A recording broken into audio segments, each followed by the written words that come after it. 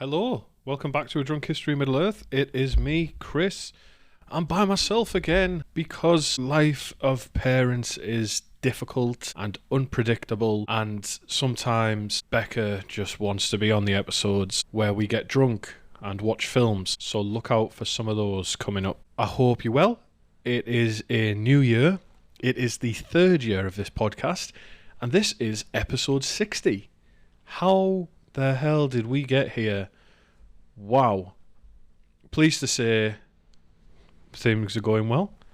I have a lovely community. You are all generally lovely people who interact with us. We've made friends along the way, and it's things have been good. Now where we are is very, very snowy today. England's had snow warnings, and I woke up this morning to see that the entire estate was covered in snow, and we couldn't get out, which doesn't bode well because it's Sunday. Me and Becca are meant to be going to the cinema later tonight to see Nosferatu, but if we can't get off the estate, that means Becca's mum can't come and get our little girl, which means that we'll be snowed in. And anyone who has a toddler, or has had a toddler, and is a parent, you know that The Shining is more of a fucking documentary after a while when people get trapped in the house together. But hey-ho. For everyone in the UK, did you watch the Gavin and Stacey Christmas special? Me and Becca did. We enjoyed it very much. I'm just glad it's over. I hate when TV shows don't know when to fucking end. Phew. But, right, what are we tackling today? We are going to talk about Sauron in the Second Age. Now, if I'm not mistaken, this is part 5 of the Sauron series. I thought it was part 6. No, it's part 5. We've got maybe 3 or 4 more episodes in this series to go. So if you're not a fan of Sauron or you're not interested in him, I'm sorry that this is a stretch of time in the podcast where you're not going to be having a great time. But no, I'll be sprinkling in some drunk talk episodes. Like I said, this year we're going to start doing the drunk talk about the Hobbit films. I'm going to put up a poll at some point because it worked really well when me and Becca did kind of like a drunk commentary where we watched the 1977 Hobbit film. And then we just talked over it so that you could sync it with the movie starting and watch along with us. Now, that seemed to work really well. But then traditionally, you'll see that the podcast started, unless if you're an OG follower of the podcast or an OG fan and you caught us right at the very beginning, you might know that the first episode that you can see now, the Eru episode, the Ainu Lindale episode, that wasn't the first episode we recorded. That's just the first episode now. When I originally started the podcast, I started with the drunk talk of the films. But when I learned how to edit and I cleaned the episodes up a little bit, because the very first recordings of those episodes were fucking rough. Like, we were ridiculously drunk. We had no idea how podcasts worked. I thought that I was making an artistic choice to say I wasn't going to edit the podcast. You realise very quickly that that's not really how it works, that nobody wants to listen to unedited, bad quality ramblings, no matter how interesting the content is. So it's just so what I did was I jigged it around, and those episodes are they're in the first 10, I think, or at least the first 15 episodes. They're all still there, the content's the same. But when I took those episodes down, re-edited them, cleaned them up massively, re-released them in a staggered order for a bit more semblance of sanity. But yeah, so that was how the original drunk talk of the Lord of the Rings films worked. But then we've also done the drunk commentary. I quite liked the drunk commentary because it was kind of stream of consciousness, 2 people just having a conversation, me and my wife just having a nice chat while we watched the film. I really enjoyed that. But I also quite enjoyed the drunk talk one where we discussed the events of the film after we watched it. So I'm not sure. We'll see how it goes. Might put a poll out. I might just decide to go one way or the other.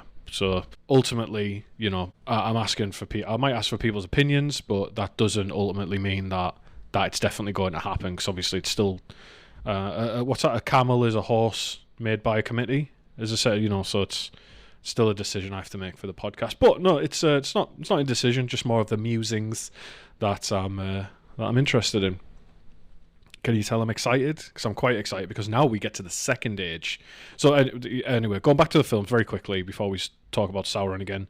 So that's some of the things that'll be coming. It will be less lore-heavy episodes after the Sauron series, and we'll do a couple of more light-hearted ones, like watching the films, maybe a couple of maybe smut, some listener questions. So if you want stuff answering, or you want stuff that you want me and Becca to talk about, send them in. Or you want stuff that you want me to cover, that's quite a niche, nerdy little subject, send it in. In fact, the economies episode from a while ago, that started as someone messaging me on Instagram asking about it.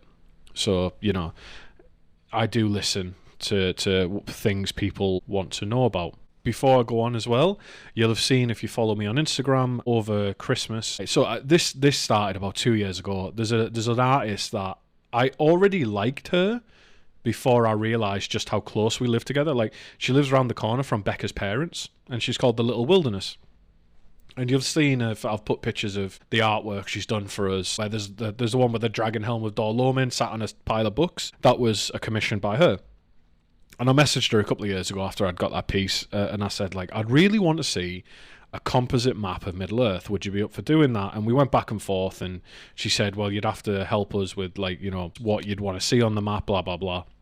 And anyway, fast forward 2 years later, I commissioned it about 4 or 5 months ago. It was delivered, and then I held my horses because Becca, as a Christmas present, got it professionally framed for me. And it is beautiful. I commissioned from the Little Wilderness a A1 map of Middle-earth, including Harad, then also Beleriand, and Numenor, all on the same A1 page. Absolutely flipping beautiful. The pride of my art collection. It will become an heirloom of my house, and I will see no harm come to it, for it is very precious to me. So, if you have a hankering for art or maps or anything Tolkien, give The Little Wilderness a go. It's not sponsored, it's not an ad or anything like that. It's just the same way that I recently got a hockey jersey from a shop called Ardoria, from an account on Instagram called Tolkien Universe. And again, I'm not affiliated with them, but I will not talk about things that like Tolkien merchandise or art unless I've experienced it myself. And those are two instances recently where I've had very, very, very good experiences. The hockey jersey cost me about 48 quid. It shipped from Latvia. Took a couple of weeks to get here, but I'm a big fat bastard, right? And it fits amazing. It's baggy as shit. It feels good. It's got my name on the back with a number 9. Becca said, oh, what's the number 9 for? And I just stared at her for a bit, and I was like, 9 people in the fellowship, you fuck. So yeah, I just wanted to let you know that it seems to be a good time for Tolkien merchandise. Right, I just thought I'd let you know what's going on in my life, Tolkien-wise. There we go. I've started playing Lord of the Rings online again. Wow, that game, I am enjoying that immensely. I'm a dwarf, naturally, but I kind of went through the starting zone as quick as I could because I just wanted to get out into the world, and I'm currently in the Shire on my way to... Well, I'm in Bree, actually, on my way to meet Aragorn, I think. But it's just such a cool...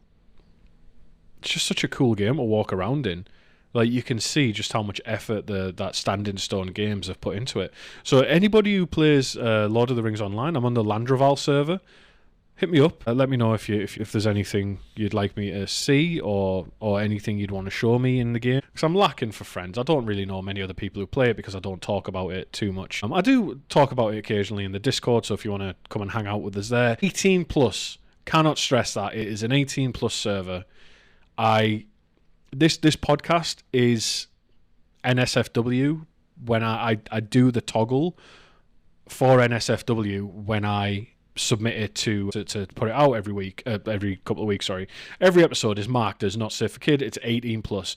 The Discord is 18 plus. I've had to remove someone this week who, to their credit, right, really proud as a parent, super proud of them. And after they were gone, there was many, many positive comments from everyone else in the server that I said, they made a comment and it kind of was like, oh shit, you're a kid, right? So I just said, how old are you? It took ages to come back to me. And they went, look, I'm sure you're not a pedo, but I don't want to tell you. And I was just like, right, that I am fucking proud of that. kid. Like, that is a good answer. That is a fantastic answer. Unfortunately, I had to kick them from the server, but, well, no, not unfortunately, they shouldn't have been there.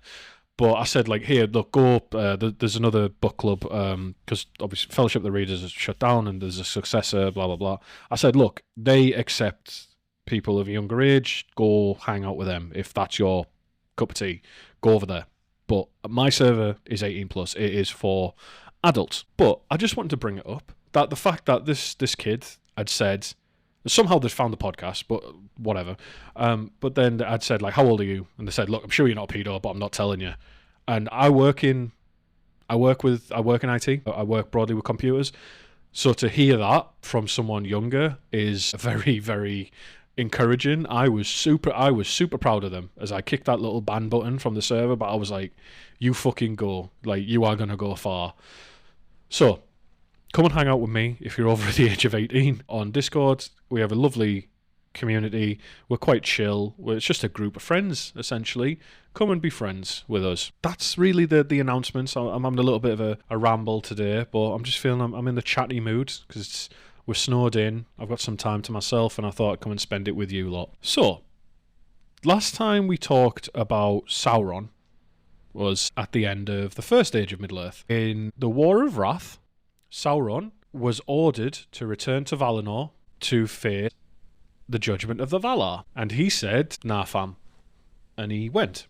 And he went east into Middle-earth, along with a lot of elves who also went east into Middle-earth. And at the end of the War of Wrath, Morgoth was executed and he was thrust outside the doors of night. He was expelled from the world. He was put into the void, where he shall remain until possibly the end of days, the Dagor-Dagorath, which is Tolkien's version of Ragnarok, which that's what that is. So the humans, a lot of elves left. They went back to Tol Eressëa because I think, and someone might need to fact check on me, so I'm looking at Skillmore, who is my resident fact checker and man of all sources. So, and I'm pretty sure me and Alex have had a conversation about this before. I think all the elves who went to Middle-earth from Valinor, like the Noldor, and then wanted to return after the War of Wrath, they said, you know what, we want to go home.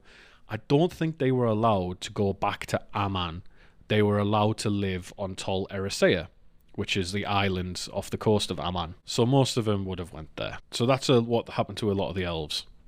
The humans who assisted the elves in the War of Wrath and assisted the Valar and the Maiar, they were called I sound like a hobbit. They were called the Edain. And there was 3 tribes, 3 groups / 3 houses of humans called the Edain, who were rewarded for helping the good guys, quote unquote good guys, during the War of Wrath. And so the Valar raised an entire island off the west coast of Middle-earth. They raised an island out of the sea, and it was called Númenor. And you might see it referred to as Westerness, etc. And they were given their own kingdom. They became very, very, very long-lived, and the first king of Númenor was Elrond's brother, Elros. So that's essentially what happened at the War of Wrath. And if you've only seen the Lord of the Rings films, or you've listened to this podcast, you'll have heard, you might be confused. Okay, Chris, I broadly understand what the first age is, but everybody talks about the second age, and I have no idea where it is, and ages in general seem quite confusing. Yeah, you're right. Ages of Middle-earth seem to end with apocalyptic wars. That's generally seems to be what marks the end of one age and the start of another. So the War of Wrath ended the first age. The War of the Last Alliance ends the second age, and the War of the Ring ends the third age. Now, what is the second age? And I thought this would be the best place to give a little primer on it. So I'm going to give some highlights about what the second age of Middle-earth is. The second age of Middle-earth lasts 41 years of the sun. There's no more fucking around with how long a year is now. We're just talking about human years. It is a very significant period of time, and it is marked by massive events, political upheavals, and the rise of Sauron. Those are the 3 things that define the second age. So the first thing you've got, there's several points, but there's 5 points, main points that I'd think for the second age. The first one is the rise of Númenor. Like I said, it's an island gifted by the Valar, becomes the mighty kingdom of men. The Númenorians are long-lived. At the beginning They thrive. They are very good friends to elves. They are the good guys in the world. They visit Middle-earth occasionally, like the mainland, and they bring technology, they bring help, they bring education to the people still suffering under Sauron on the continent. In the later days, not so much. Numenor is referred to as the second fall of man. It's the second fall of humans. The first one being when they were corrupted by Morgoth. Initially, go back and listen to the Origin of Humans episode for more information on that. The second big part that big event or big theme of the Second Age is the forging of the Rings of Power. So the 1 ring from the Lord of the Rings, the 3 rings for the elves, 7 for the Dwarf Lords, 9 for the humans. This all comes about. They're all forged in the Second Age. So Sauron, we're going to talk about this today, disguises himself, goes to the elves, teaches them how to make rings, things go bad, Sauron forges the 1 ring, shit kicks off. Bringing us to the third point. There is a war between Sauron and the elves. That is a massive point. The 4th one is the decline of Numenor. So like I said, Numenor was thriving, but then there begins the downfall. They start to become corrupt. When they visit Middle-earth, they're more like tyrants and colonizers. They know best. They start to destroy the world, essentially, culminating in one of their kings, under the influence of Sauron, trying to invade Aman itself and attack the Valar, leading to Eru, i.e. capital G God, to intervene directly in the world and sinks the fucking island to the bottom of the sea. And then the last big part of the Second Age is the formation of the Last Alliance. So this is the remnants of the good people of Numenor, i.e. the faithful. They establish the kingdoms of Gondor and Arnor, i.e. Gondor's in the south, Arnor is in the north. And remember, from the Rohan series and the Witch King episode, I've talked at length about Gondor and Arnor. We're still yet to do the history of Gondor itself, though, so that's fuck me. After this series, Gondor is a fair ways off. I need a break after this. But yeah, so Sauron starts in earnest. He's got his 1 ring. He starts to dominate Middle-earth. And he starts to fuck with... So the elves, led by Gil-galad and Elendil, the Númenorian king, they form the last alliance of elves and men. They defeat Sauron, and that's the battle from the beginning of Lord of the Rings, when Isildur cuts the ring from the hand of Sauron. Happens very differently in the books, but in the films, what you're seeing is the Battle of the Last Alliance. Now, that failure to destroy the ring sets up all of the events of the Third Age. So that is the main events of the Second Age, and we're going to dive into where Sauron weaves himself through all of this in the next couple of episodes, because like I mentioned last time, Second Age is a big one. Now, you've probably already guessed, or you might have already guessed, the Second Age is Sauron's height. It's his disco era. It's his 80s and cocaine. It's his Rick James doing whatever he wants to Dave Chappelle's fucking to Eddie Murphy's sofa. Like, it's Sauron's fuck years. These are the height. And I want people to understand this, is that Lord of the Rings is post-apocalypse.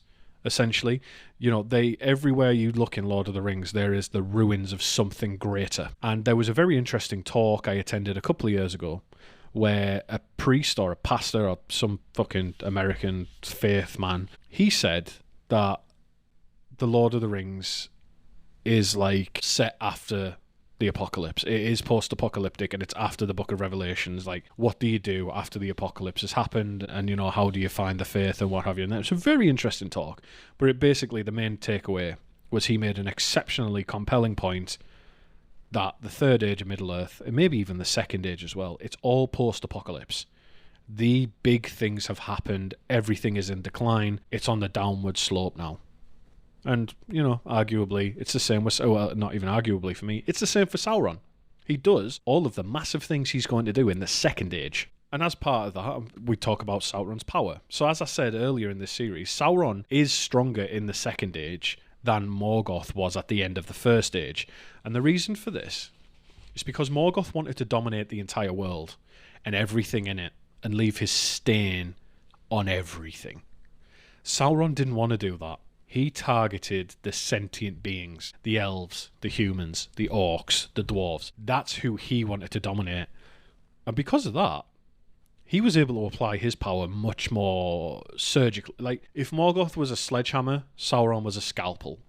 Let's put it that way. That's why Sauron was much more effective. And which one would you rather have during heart surgery? That's that's the metaphor. I use that quite a lot at work, and I know there's people who listen to this who either have worked with me or do work with me, and they understand that I do use that metaphor quite a lot when I'm talking about work. So, in the Appendix B of Lord of the Rings, the year 500 of the Second Age is when Sauron starts to stir again. Because at the end of the First Age, he was too ashamed to go back to Aman and face the judgment, so he stayed in Middle-earth.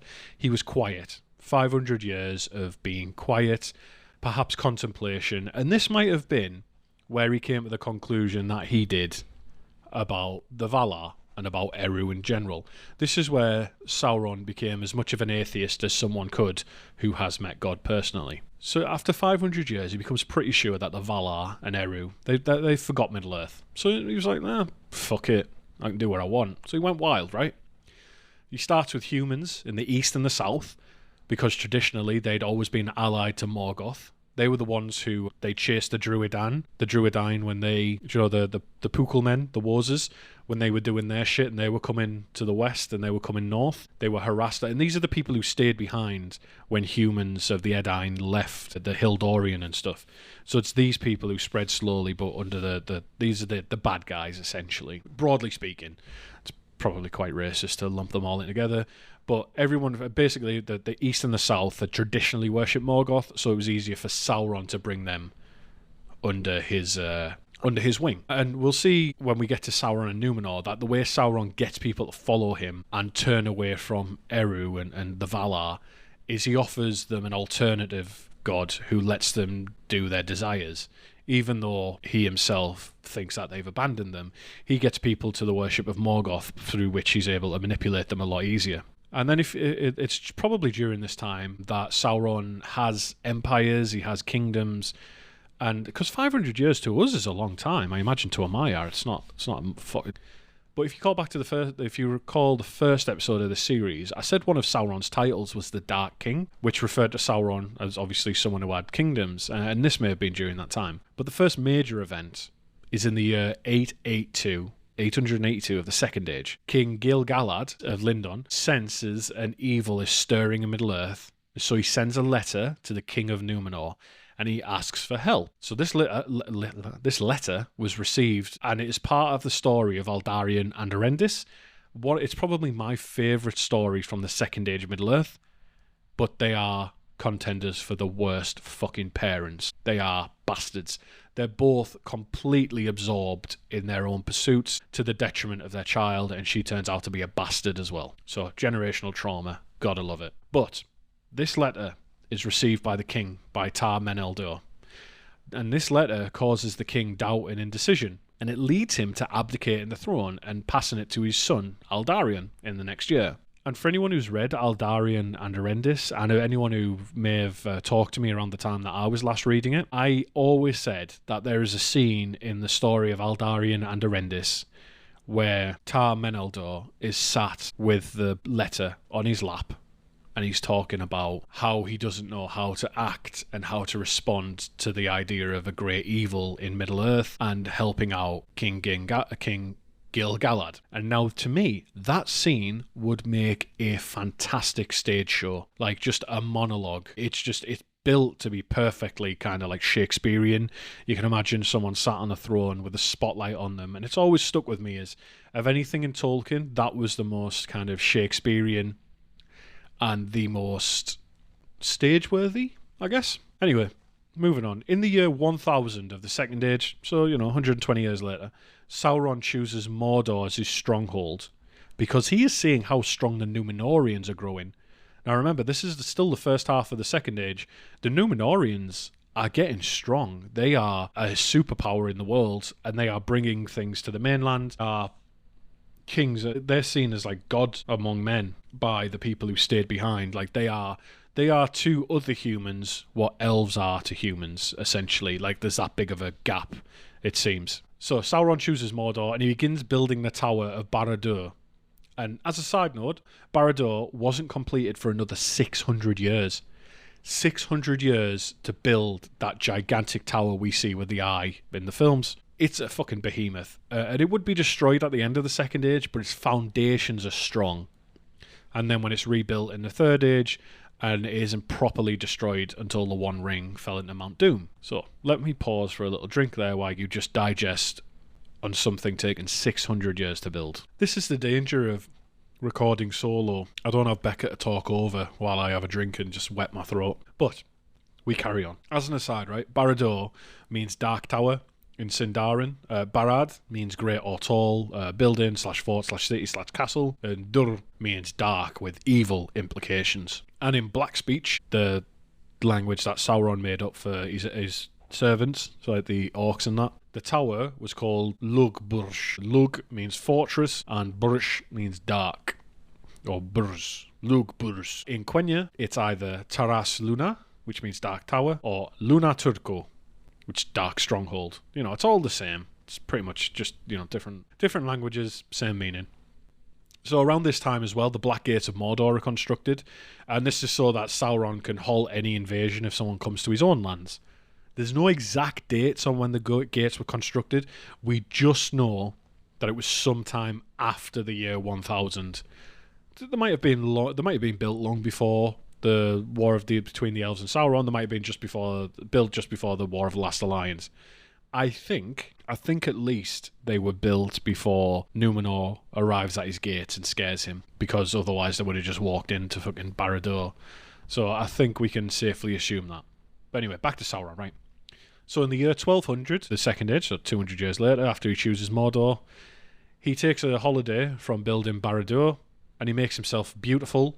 He does his RuPaul tuck, he combs his tresses, makes himself look sexy, and he sets off to try and corrupt the elves to his service. And this brings the good old beautiful bastard Annatar into the picture. So Sauron, disguised as Annatar, tells the elves, I'm a messenger of the Valar. And some of them were like fuck you are.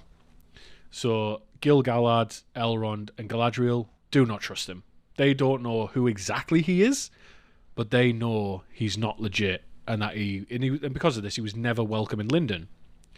There's also, I mentioned earlier in the series as well, like there's this like little bit of a conversation between Sauron and Galadriel where Sauron says, I'm a servant of Aule, and Galadriel's like, he is not a servant of Aule in Valinor.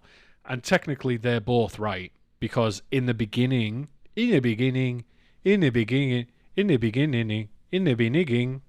a Maiar of Aule, but then he changed allegiance to Morgoth. So Sauron is telling the truth. But Galadriel's also right. It's not that Aule of Valinor.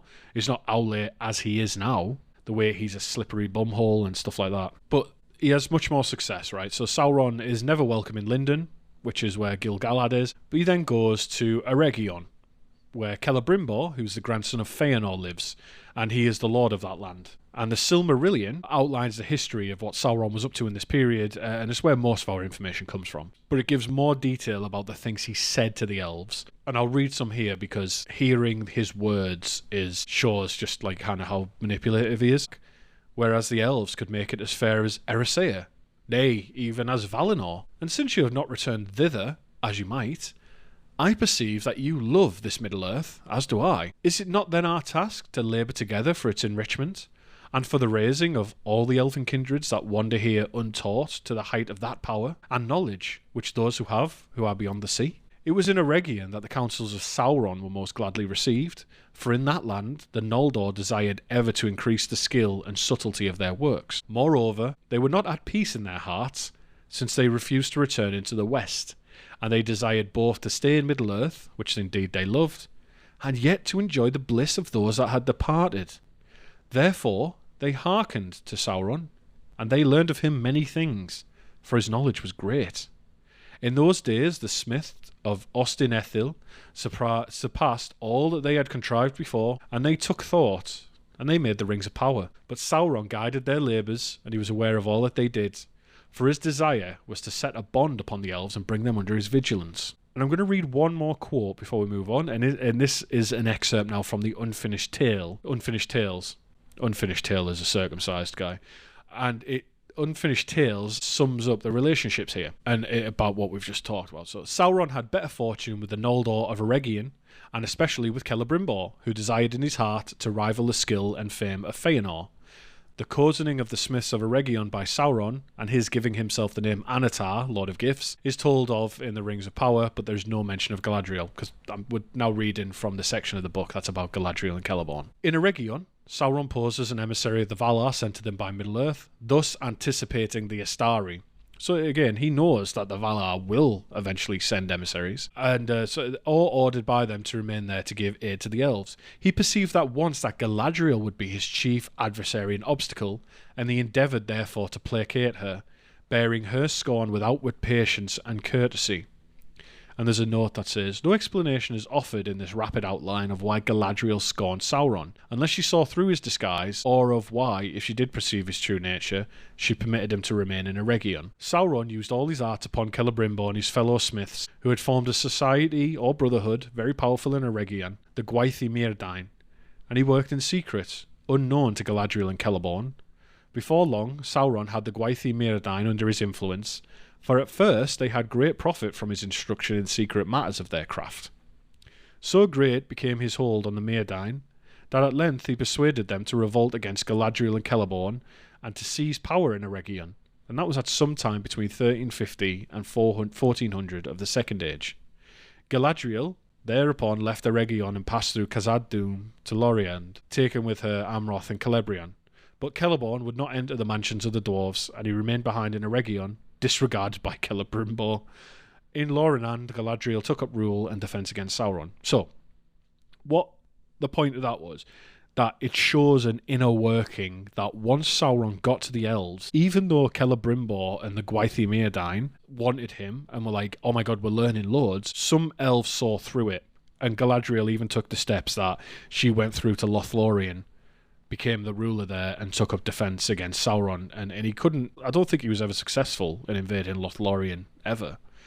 And it made me laugh that Celeborn would not enter the mansions of the dwarves, and he remained behind in Eregion, disregarded by Celebrimbor. So he was too racist to go through the dwarves' land, and Celebrimbor didn't think anything of him, which is, it doesn't do much for his reputation as a bit of a himbo.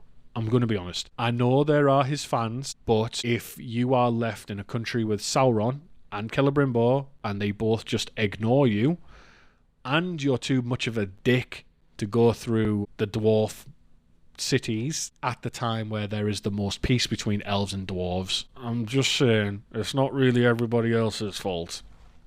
Anyway, put it simply, so as soon as Sauron turns up, he gets fucking messy fucking quickly. He messes them up from the inside by being a gaslighting girl boss. He literally gaslights the elves into revolution. And he's also a bit of a silver-tongued devil. So he continues in Eregion for a while. He teaches the Gwaith Myrdain how to craft the Rings of Power. And it's said that this group of elves, under the leadership of Celebrimbor and the teachings of Sauron as Annatar, became more skilled than anyone who had ever lived, except Feanor. There was only one other fucking child of Eru that is more skillful than the Gwaith Myrdain, and it is Feanor himself. That's pretty cool. Right? And you're probably wondering how he snared them, and it's pretty straightforward, and we mentioned it earlier. He just offered them the chance to bring the beauty of Aman and Valinor to Middle-earth. He gives them the chance to have their cake and eat it. You can slow the decay of the mortal world, preserve what was desired and loved, and enhance the natural power of the wearers. And to a bunch of nerds, how could this not be tempting? They wanted to stay in Middle-earth because they wanted to rule, but they still miss Aman and Valinor, and he played to that. He said, look, I'll show you how to do it. For anyone wondering about who they are, the Gwaith Myrdain are just a brotherhood of elven craftsmen, in the Second Age particularly. The name means Brotherhood of Jewelsmiths, and they also called the people of the Jewelsmiths.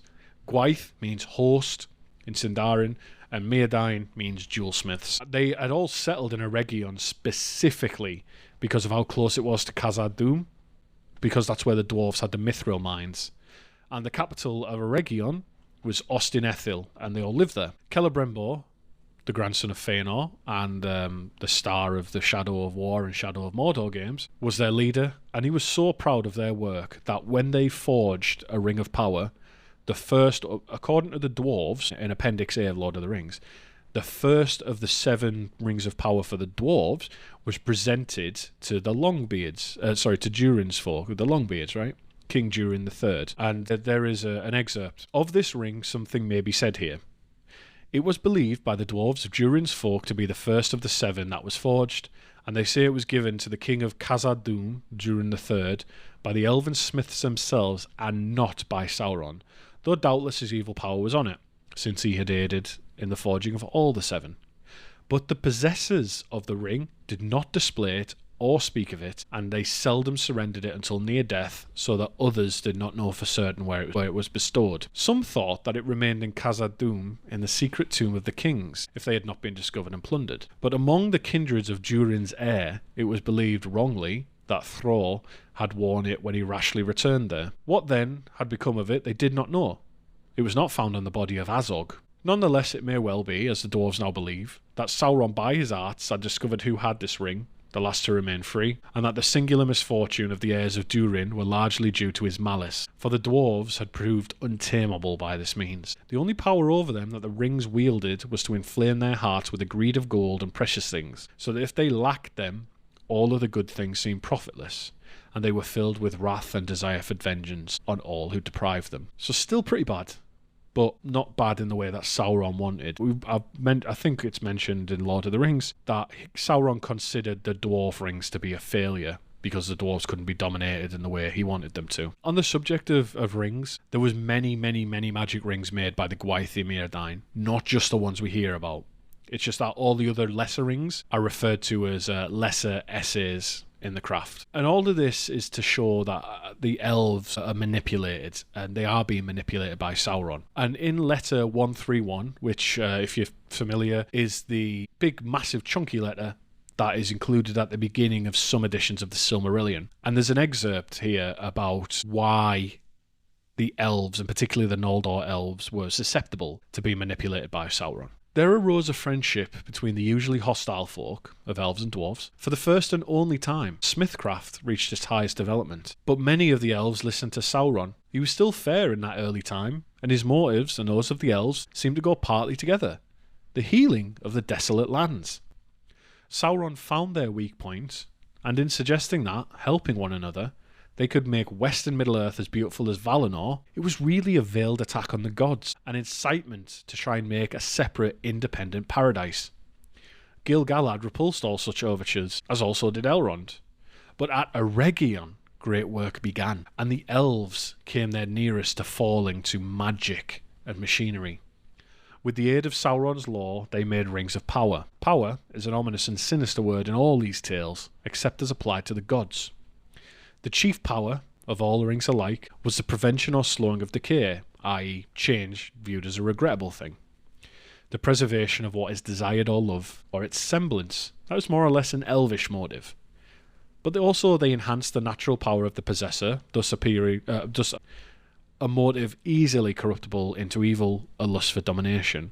And finally, they had other powers, more directly derived from Sauron, the necromancer. So he is called, as he casts fleeting shadow and presage over the pages of the Hobbit, such as rendering invisible the material body and making things of the invisible world visible. So that's how it's just more to show you that's how he got them. It's that to them, they just want to make a paradise, but to Sauron, and perhaps to the Valar, it's an incitement, it's a rebellion. They might not even understand the consequences of their actions, that they are trying to make a paradise outside of Valinor, and that it's an insult to the Valar, and that you're trying to stop change in a world that is designed to change, which would go against the design of Eru. So Sauron fucked around in Eregion for a while, caused loads of problems, including bit of the revolt, obviously.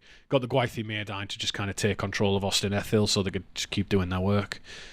And the elves began forging these rings of power around the year 1500. Interestingly, Sauron once he taught them what to do, he left shortly afterwards. And I'm pretty sure this was like a case of him being satisfied that his plan was in motion. So they forged the 9 that would eventually be used for men, the 7 for the dwarves, and then the 3 for the elves. But Sauron might have been involved in the 7 and the 9, but he was never involved in the 3. And I've mentioned it in other episodes, but you're probably wondering, why were the elves able to live with themselves after they crafted the 7 and the 9, given the evil that they were used for? Why would they not be more lamentation about it? And Tolkien wrote about this in letter 153, and I think this is a fascinating viewpoint. Not unless all reformers who want to hurry up with the reconstruction and reorganisation are wholly evil. even before pride and lust to exert their will ate them up. The particular branch of the High Elves concerned, the Noldor or Lawmasters, were always on the side of science and technology, as we would call it. They wanted to have the knowledge that Sauron genuinely had, and those of Eregion refused the warnings of Gil-galad and Elrond.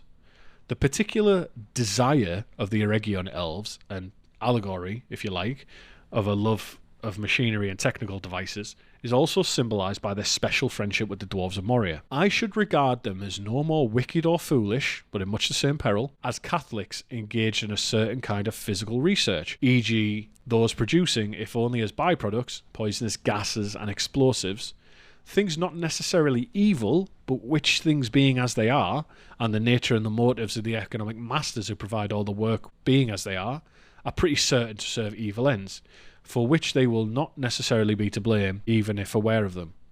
So, to sum that up in a way I would, as if we were in a pub, which is the point of this podcast, just because you make something that in all likelihood is going to be used for evil, that does not make you evil yourself. Now, I don't agree with that, but that's what Tolkien wrote. And that's fair enough, right? That's the man's view on it. I personally, and that would be the motives of the elves. Fine, that's his world. If that's the answer to it, I'll accept that. The man wrote it himself. Those elves aren't evil. That being said, if God forbid, something happened to my wife or my daughter or me, when one of our fucking legs blown off by a landmine, as happens every day in horrible war-torn places of the world, and I found the cunt who built the landmine, and they were very happy that they had built a landmine, I'd think I'd punch their fucking head in. I think I'd consider them quite evil, but, you know, I'm not going to lose sleep over it. That's Tolkien's... But then again, on the other hand, I imagine the majority of us listening to this who have regular full-time jobs, there's not many of us who go to work every day for companies you're 100% sure are making the world a better place. I used to work for a bank. Right, I went to work every day knowing that I was sucking the devil's cock, and they are like capitalism. You know, it's not like I'm not kind of not left. Let's not look at left versus right. Let's look at up versus down. That's probably about the simple as my political views get. Right, but that rambling aside, if you work on something that you know is going to be used for evil, I do think you are tainted by extension, because the elves had a choice to not make the fucking rings. Do you know what I mean? Like. Yeah, I don't know. Let me know your thoughts on it. I'm sure we can have a civilized discussion, but I don't agree with Tolkien there, not in the slightest. That being said, though, if that is the word of God, that trope as the author, it's his word. If that's his word, that the elves weren't evil because they made the rings, fair dues. That's the answer within the story, and that's what we're going to stick with. So, the rings were mainly finished around the year 1590 of the Second Age. 10 years later, 1600, for those of us who failed maths, Sauron forged the One Ring, the precious, the hoop to end all hoops. Now, what makes this ring so special is that while Morgoth poured his essence into the entire world, Sauron poured his essence into the power of the forging of the ring. It is far more targeted. Remember, Morgoth was a sledgehammer, Sauron was a scalpel. He poured his cruelty, his malice, his will to dominate all life. I'm sure you've all heard it. And the Silmarillion provides more detail, again. Now the elves made many rings, but secretly Sauron made one ring to rule all the others, and their power was bound up with it, to be subject wholly to it, and to last only so long as it too should last. And much of the strength and will of Sauron passed into that one ring, for the power of the elven rings was very great, and that which should govern them must be a thing of surpassing potency. And Sauron forged it in the mountain of fire in the land of shadow, and while he wore the One Ring, he could perceive all the things that were done by means of the lesser rings, and he could see and govern the very thoughts of those that wore them. But the elves were not so lightly to be caught. As soon as Sauron set the One Ring upon his finger, they were aware of him, and they knew him, and perceived that he would be master of them and of all that they wrought. Then in anger and fear they took off their rings, but he, finding that he was betrayed, and that the elves were not deceived, was filled with wrath, and he came against them with open war, demanding that all rings should be delivered to him, since the elven smiths could not have attained to their making without his law and counsel. But the elves fled from him, and 3 of their rings they saved, and bore them away, and hid them. Now, this is the start of the war between Sauron and the elves, one of the major events of the Second Age, and shit gets serious. And now Unfinished Tales gives us a little bit more information here about what Celebrimbor did when he found out about the One Ring. Now, Celebrimbor was not corrupted in heart or faith, but had accepted Sauron as what he posed to be. And when at length he discovered the existence of the One Ring, he revolted against Sauron and made to Lorinand, or Lothlorien, to take counsel once more with Galadriel. They should have destroyed all the Rings of Power at this time, but they failed to find the strength. Galadriel counselled him that the 3 rings of the elves should be hidden, never used, and dispersed, far from Eregion, where Sauron believed them to be. It was at that time that she received Nenya, the White Ring, from Celebrimbor, and by its power the realm of Lorinand, Lothlorien, was strengthened and made beautiful. But its power upon her was great also and unforeseen, for it increased her latent desire for the sea and for returning to the west, so that her joy in Middle-earth was diminished. Celebrimbor followed her counsel that the Ring of Air and the Ring of Fire should be sent out of Eregion, and he entrusted them to Gil-galad in Lindon. It is said here at this time Gil-galad gave Naya, the Red Ring, to Círdan, Lord of the Havens, but later in the narrative there's a marginal note that he kept it himself until he set out for War of the Last Alliance. So, the takeaway from that is we find the elves couldn't bring themselves to destroy the Rings of Power that they'd created. Whoops, that sounds fucking familiar. And Sauron wanted the rings back because he had plans for them. And the elves refused, and so war was on. And that is where we'll pick back up next episode on Sauron, where we discuss the war between the elves and Sauron. It began in the year 1693 of the Second Age. It would culminate in the destruction of Eregion. It would fuck up most of Eriador. Many elves would die, including Celebrimbor, who earns the lovely name of Celebrimbanner, which you'll find all about next time. A lot of information there. I hope you enjoyed it. I hope that you are learning new things from this history of Sauron that will colour your understanding when you're watching the films. I'm not going to drag it on too much. I need a drink. I hope you've had a fantastic time, and I will speak to you soon. Bye.